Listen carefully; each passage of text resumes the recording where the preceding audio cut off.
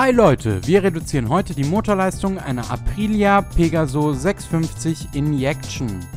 Hier unten in der Griffschale sitzen zwei Schrauben, die die beiden Teile der Gasgriffschale zusammenhalten. Eine davon ist etwas länger, die müssen wir jetzt beide als erstes lösen.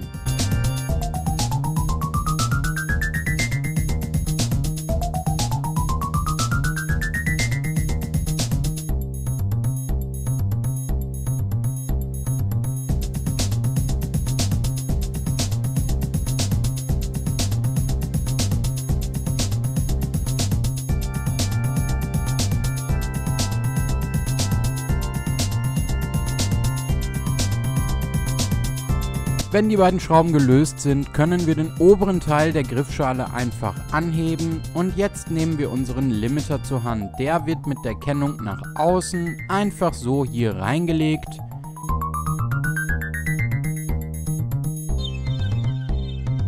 Hier sieht man schon, wie das Ganze funktioniert. Das Gas schlägt hier also an und begrenzt so die Leistung. Und jetzt das Ganze einfach wieder ansetzen, die beiden Schrauben an Ort und Stelle und festziehen.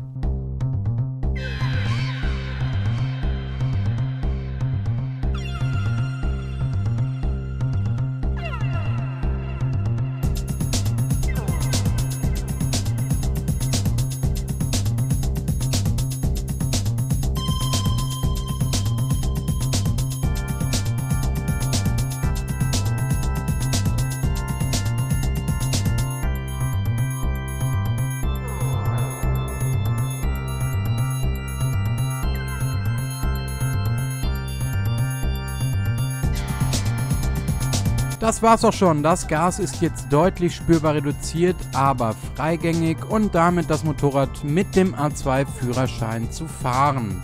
Zusammen mit dem Limiter liefern wir dieses Teilegutachten, darin stehen alle technischen Daten, die ihr benötigt. Das nehmt ihr einfach mit zum TÜV, zu der DEKRA oder einer anderen Prüforganisation und lasst die technische Änderung bescheinigen. Wir wünschen allzeit gute Fahrt.